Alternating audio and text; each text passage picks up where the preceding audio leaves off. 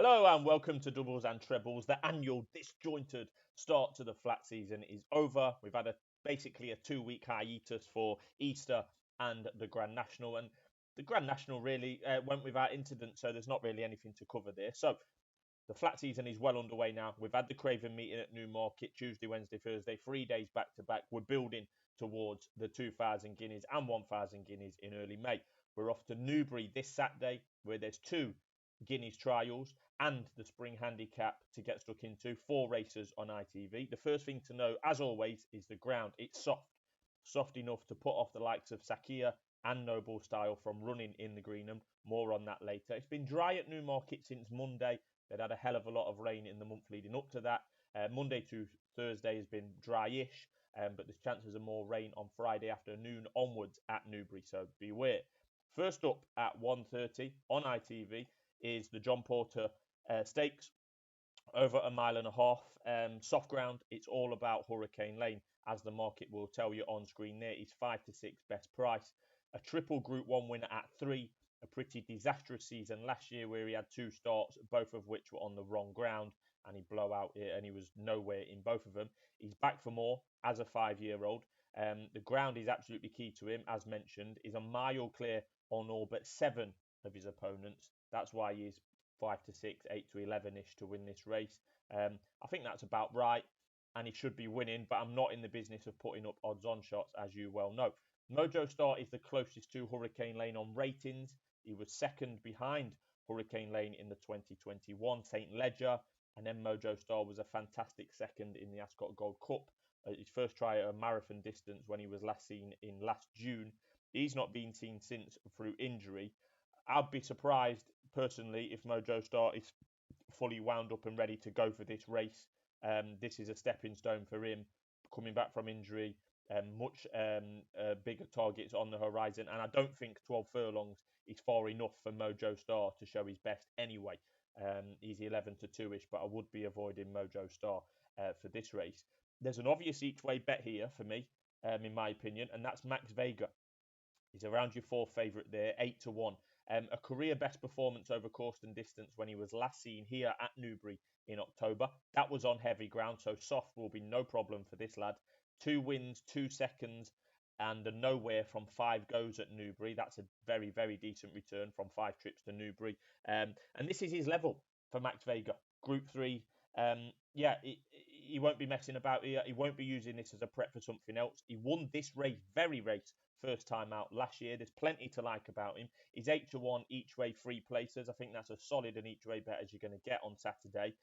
He should be good for a place, in my opinion. And if Hurricane Lane isn't quite at it, and if last year them runs on ground that was too quick for him, have seen him to past his best, and he's on the downward spiral now, and he's coming back from a long layoff.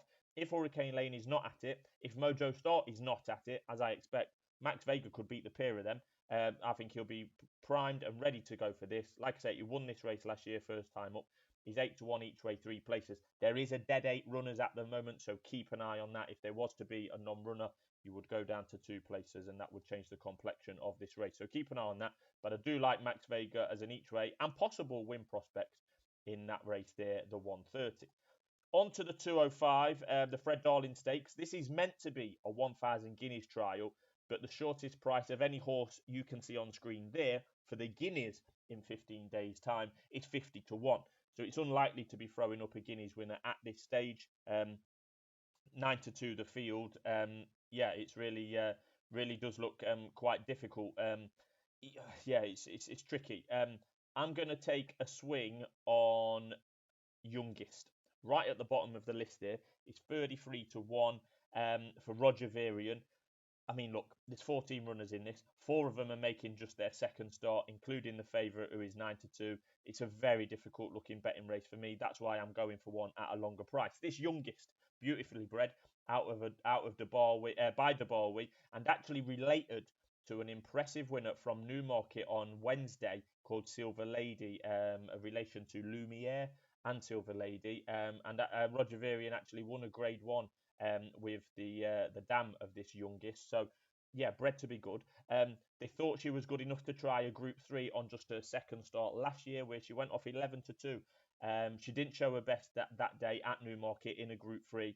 She might not have liked the undulations or the dip that day. She's bred to be much better than what she showed there.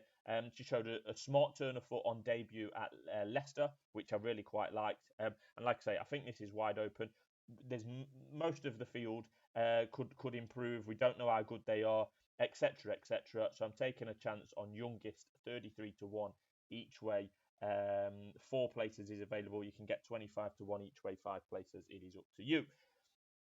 On to the 240, the Greenham Stakes, a race that Frankel won once upon a time, and it's those similar colours that are for Charyn. The favourite this week is 8 to 11, and unlike the race previous to this, which is unlikely to have an impact on the 1,000 guineas market or 1,000 guineas itself, Charyn is in this, and he is 5 to 1.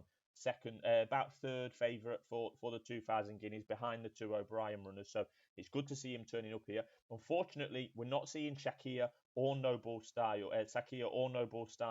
They're not running annoyingly, and they have had, even more annoyingly, they've had racecourse gallops at Newmarket this week instead. I'm not a fan of that, and particularly with these 2 horses, it is a real shame. Sakia and Noble Style, because they've only ran over 6 furlongs last year. We don't know if they will stay a mile for the Guineas. It looks like they're both going to run in the Guineas, and we just won't know if they're going to stay it until the day. It would have been nice to see them trying 7 furlongs here at Newbury, just to figure out, give it a watch, see how they're looking and their prospects of staying a mile. We're not going to get those clues now, and we're just going to have to find out on the day. That's pretty annoying, but it is due to the soft ground at Newbury, and it is drying out a little bit. But yeah, still pretty soft. So both of those horses are avoiding this race. It would have turned into a belting race if they would have ran. But that leaves Charyn at 8 to 11 there. I can't really argue with that price. It was a Group 3, a Group 2, and a Group 1 winner at 2. He won the Dewhurst, usually the best 2-year-old race in this country, and he won that in a nice fashion. He's a leading 2,000 guineas contender at this stage, as I've mentioned. He's 5 to 1, and he will cement himself as a much more leading contender, was he to go on and win here as the market expects. 2 to mention here for me, but I'll only be back in one of them. Firstly, Theory of Everything.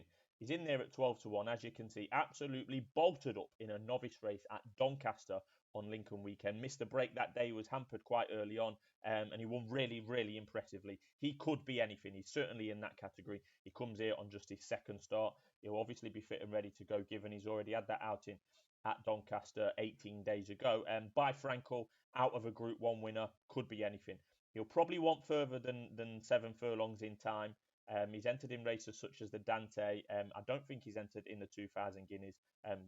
Possibly could be supplemented should he win this. But he's going to want further in time. But he was so impressive on debut. He would attract some people in this race each way. Particularly with the odds-on favourite in there. Theory of Everything, could be anything.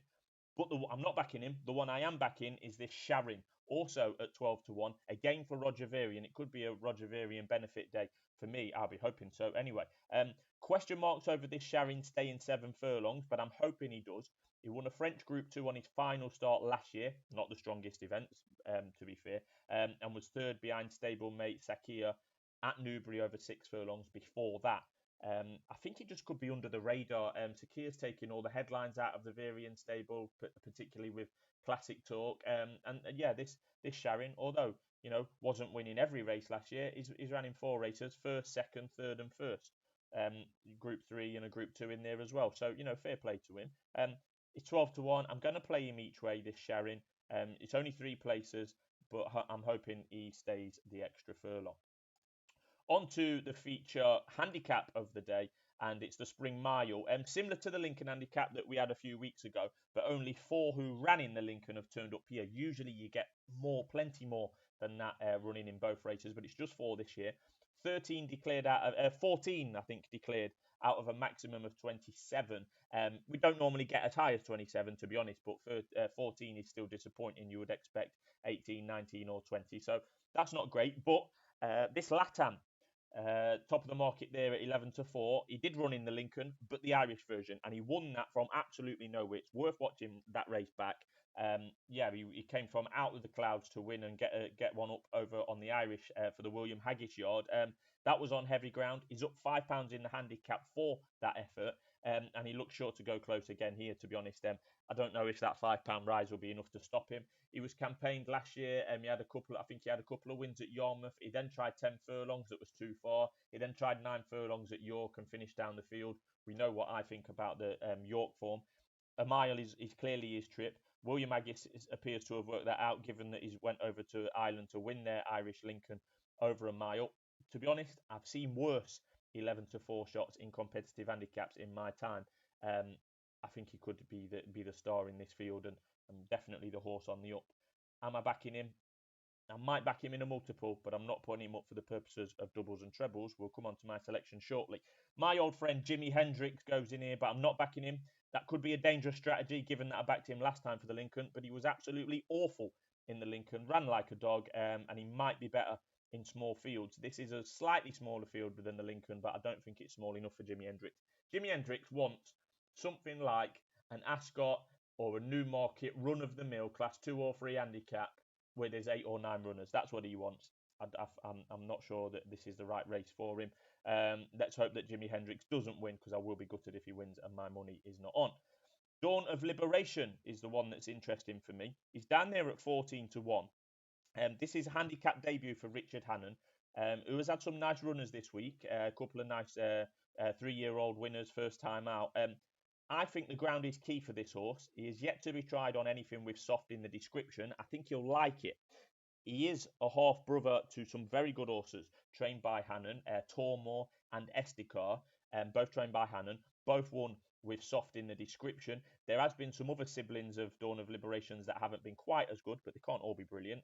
He's the most unexposed horse in this race for me, this Dawn of Liberation. He won first time up last year, so that's a good clue.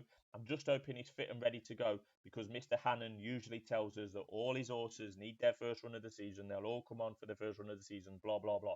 I'm hoping he's fit. We got a clue last year because he won first time up. He's 12 to 1 each way, 5 places.